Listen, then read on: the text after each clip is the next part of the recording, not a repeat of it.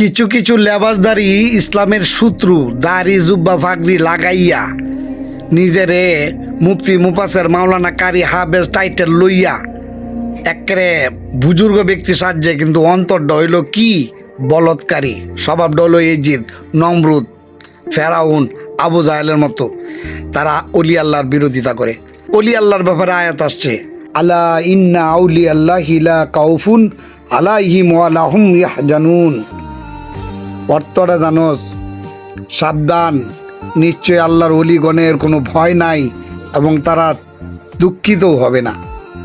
দেখ লেবাসদারি শয়তানের দল, তোরা যা মাজারের বিরোধিতা করস, মাজার ভাঙচুর করস, আল্লাহ অলিদের ব্যাপারে কি বলছে? তারা কোনো চিন্তিত হবে না, দুঃখিত হবে না। তোরা তো ইমান হারা হইছই, সাধারণ মানুষকেও সাথে ইমান হারা করতেছস।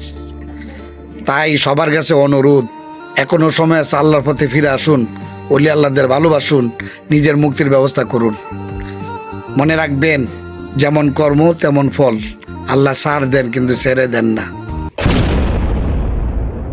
কিছু কিছু লেবাসদারি ইসলামের শত্রু দাড়ি জুব্বা ফাগরি লাগাইয়া নিজেরে মুফতি মুফাসের মাওলানা কারি হাফেজ টাইটেল লইয়া একেবারে বুজুর্গ ব্যক্তি সাজছে, কিন্তু অন্তরটা হইল কি বলৎকারী, স্বভাবটা হলো ইজিদ, নমরুদ, ফেরাউন, আবু জাহেলের মতো।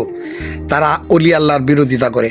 অলি আল্লাহর ব্যাপারে আয়াত আসছে, আলা ইন্না আউলি আল্লাহি লা কাউফুন আলাইহিম ওয়া লা হুম ইয়াহজানুন। অর্থটা জানোস? সাবধান, নিশ্চয় আল্লাহর অলিগণের কোনো ভয় নাই এবং তারা দুঃখিতও হবে না। দেখ লেবাসদারি শয়তানের দল, তোরা যা মাজারের বিরোধিতা করস, মাজার ভাঙচুর করস, আল্লাহ অলিদের ব্যাপারে কি বলছে? তারা কোনো চিন্তিত হবে না, দুঃখিত হবে না। তোরা তো ইমান হারা হইছই, সাধারণ মানুষকেও সাথে ইমান হারা করতেছস। তাই সবার কাছে অনুরোধ, এখনো সময় আছে, আল্লাহর পথে ফিরে আসুন, অলি আল্লাহদের ভালোবাসুন, নিজের মুক্তির ব্যবস্থা করুন। মনে রাখবেন, যেমন কর্ম তেমন ফল। আল্লাহ ছাড় দেন কিন্তু ছেড়ে দেন না।